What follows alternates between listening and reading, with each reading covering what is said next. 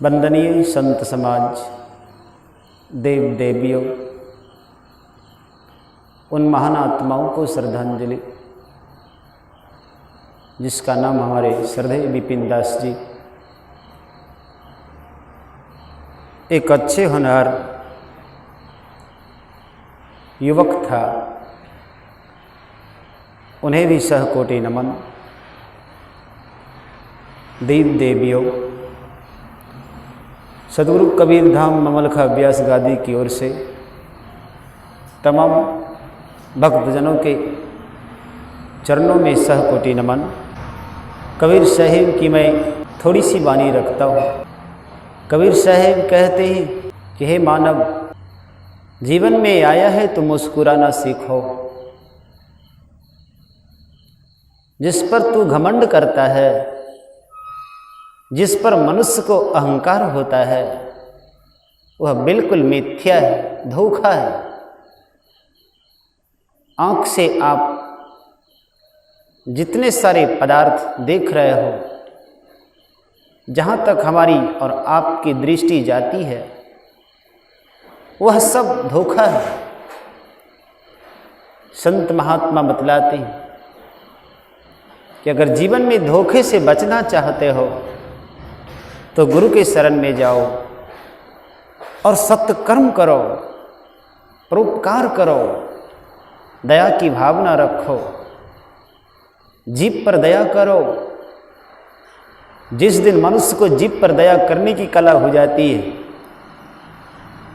तो उसका जीवन धन्य हो जाता है, और जिसकी जिंदगी धन हो जाए तो वो कभी कंगाल नहीं होता। आप जान सकते हो, आदमी धन से कंगाल नहीं होता है। ये जीवन की सबसे बड़ी विशेषता है। जिसके पास ज्ञान और विवेक नहीं है, धन खूब हो लेकिन उसके पास ज्ञान और विवेक नहीं है, तो समझ लेना वो सबसे निर्धन है। आप एक बात को याद रखिए,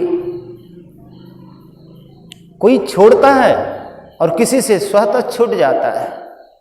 कोई छोड़ता है और कोई किसी से स्वतः छूट जाता है। छोड़ना और छूटना ये दो प्रकार का शब्द है। सदगुरु कबीर साहब ने बीजक में भी कहा, अंतर ज्योति शब्द एक नारी।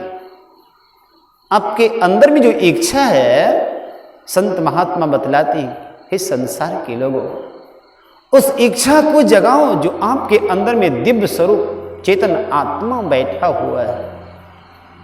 आप एक आम से प्रेरणा लो।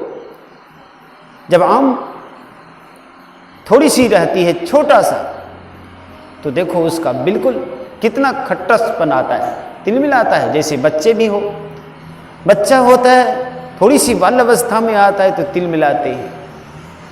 उसी प्रकार जब आम छोटा रहता है तो उसमें कस्सपन आता है, और जब वो आम थोड़ा सा मध्य में आता है तो खट्टा हो जाता है।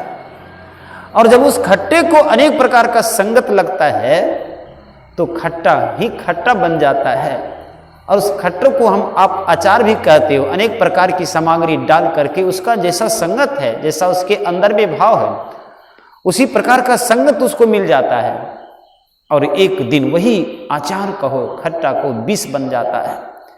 संत महात्मा बतलाते कि संसार के लोग, इसका नाम है पकड़ना, इसका नाम है टूटना।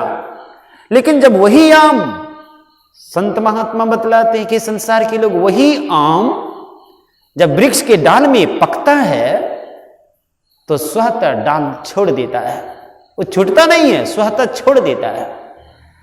उसी प्रकार सद्गुरु कबीर साहिब ने कहा कि हे मानव, तो संसार में आया है तो इस मानव का शरीर जो है मिठास आम की तरह बनो। जब आप मिठास आम की तरह बनोगे तो आपकी जिंदगी आम की तरह हो जाएगा।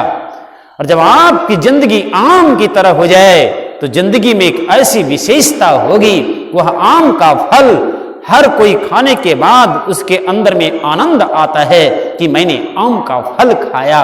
इसलिए सद्गुरु कबीर साहिब ने कहा कि हे मानव, कभी कभी आपके जीवन में ऐसी भाव रखने के बाद आपका जीवन आममय बन जाएगा। इसलिए संत महात्मा बतलाते हैं, दर्शन की बलिहारी गुरुवर, दर्शन की बलिहारी हो तुम्हारे दर्श से पाप कटत है, जीव निर्भय हो जाई, गुरुवर दर्शन की बलिहारी। जैसे गुरु का दर्शन हो जाता है, जैसे अभी आप देखिए, विचार कीजिए, सदगुरु कबीर साहब को रामानंद स्वामी का दर्शन हुआ तो उसके जिंदगी के सारे संकट दूर हो गए और इस प्रकार का जिंदगी बन गया कि कबीर साहब की जिंदगी बंदगी बन गई। संत महात्मा बतलाते कि संसार के लोगों, अगर आप जिंदगी को बंदगी बनाना चाहते हो तो अपने अंदर का अहंकार का त्याग कर और प्रेम का डोरी बांध। जिस दिन मनुष्य को प्रेम की डोरी बांधने की कला हो जाएगी, उसकी जिंदगी बंदगी हो जाएगी। गुरु का दर्शन संत मेही जी महाराज को मुरादाबाद में हुआ तो आज देखिए उसकी जिंदगी बंदगी हो गई। इसीलिए संतों ने कहा, तुम्हारे दर्श से संकट कटत है, भर्म मिटावन भारी। सदगुरु कबीर साहब से कहा धर्मदास ने, हे गुरुदेव, जब आपका दर्शन हमें हुआ तो मेरे अंदर की जितने सारे भ्रम था सब दूर हो गया। यही जीवन की सबसे बड़ी विशेषता है। संत महात्मा बतलाते हैं, आवत जात देखिया सुनने सब समाये। मैंने आपको पहले भी कहा कि आम की तरह बनो, कोई छूटता है और कोई स्वतः छोड़ देता है। ये जिंदगी बुढ़ापा है, बुढ़ापे में आपका जिंदगी आम की तरह अमृत के समान हो। संत महात्मा बतलाते हैं, शांत रूपी आप कृपा निधाना। संत महात्मा बतलाते हैं कि तीरथ गए तो एक फल, संत मिले फल चार, सदगुरु मिले अनेक फल, कहत कबीर विचार। अगर आपको सच्चा गुरु मिल जाए तो आपके जीवन का अंधकार दूर हो जाएगा। अंधकार भागता कैसे है? अंधकार खूब हो, उसे भगाने के लिए कोई शस्त्र नहीं चाहिए, केवल एक दीपक जलाओ। पूरा अंधकारमय हो और एक दीपक अगर उसमें जल जाए तो पूरा अंधकार स्वतः भाग जाता है, वो पकड़ करके नहीं रहता। संत महात्मा बतलाते कि हे मानव, यह जीवन के लिए मनुष्य का सबसे बड़ा विशेष बात है कि आपके जीवन आनंदमय हो। जिन्हें दर्शन सुख दियो दया करी। जिसे संत महापुरुषों का दर्शन हुआ उसका जीवन सुखमय हो गया। यही संत महात्मा बतलाते हैं कि संसार के लोगों, आवागमन तर जाई हैं, आपका आवागमन भी छूट जाता है, आप जन्म मरण से मुक्त हो जाते हो। संत महात्मा बतलाते हैं, हे संसार के लोगों, जन्म और मरण से मुक्त होना चाहता है तो मोह का त्याग कर ले और मुस्कान भरी शब्दों को निहार। जिस दिन मनुष्य को मुस्कान भरी शब्दों से निहारने की कला हो जाता है, उसका जिंदगी महान बन जाता है। इसलिए सदगुरु कबीर साहिब कहते कि हे संसार के लोगों, सुख स्वरूप कबीर कृपा निधान। सदगुरु कबीर साहिब ने कहा, मेरी संगत करोगे तुम्हें हमेशा सुख मिलेगा, क्योंकि मेरे पास दुख है ही नहीं। दुख वहां है जहां मनुष्य के पास लोभ और मोह अहंकार है, और जहां लोभ मोह अहंकार नहीं है वहां दुख नहीं है, वहां तो सुख का ही खजाना है। सुख से भरा हुआ संसार है, सुख से भरा हुआ शरीर है। इसलिए सदगुरु कबीर साहिब कहते हैं, तू तो राम सुमर जग में आया है, तू तो राम सुमरने के लिए जग में आया है। राम भजो राम भजो राम भजो रे भाई, वृथे जन्म यूं नहीं चली जाई। इसलिए सदगुरु कबीर साहिब कहते हैं कि जब तुम जन्म लिया, जीव हमारी जाती है, जब आप जन्म लिया तो आपका जिंदगी बिल्कुल कोरा कागज। मैं आपको एक संदेश देता हूं। एक पंडित जी था, पंडित जी बेचारे प्रत्येक दिन भिक्षा टन करके आते थे, परिवार चलाते थे। एक दिन अचानक कंजूस जजमान के यहाँ पहुंच गया। तो कंजूस जजमान के यहाँ जैसे पहुंचा, पंडित जी महाराज सब जजमान को कहते थे, भगवान तुम्हारी भला करे, भगवान तुम्हारी भला करे, मुझे कुछ दान दे दो, भगवान तुम्हारी भला करेगा। याद रख लेना, धन आपका तभी पवित्र हो सकता है जब आपका धर्म में खर्च हो जाए। आंख आपका तभी पवित्र हो सकता है जब आपको संत महापुरुषों का दर्शन हो जाए। आंख आपका तभी पवित्र हो सकता है जब आपका संत महापुरुषों का दर्शन हो जाए। कान आपका तभी पवित्र हो सकता है जब आप संत वाणी को श्रवण कर ले। मुंह आपका तभी पवित्र हो सकता है जब आप अपने मुख से गुरु का भजन गा ले। हाथ आपका तभी पवित्र हो सकता है, हो जाए, जब आप माता पिता की सेवा, गुरुजनों की सेवा कर लेते हो। इसलिए संत महात्मा बतलाते सेवा परमो धर्म। हे मानव, संसार में कुछ नहीं है तो सेवा करना सीखो।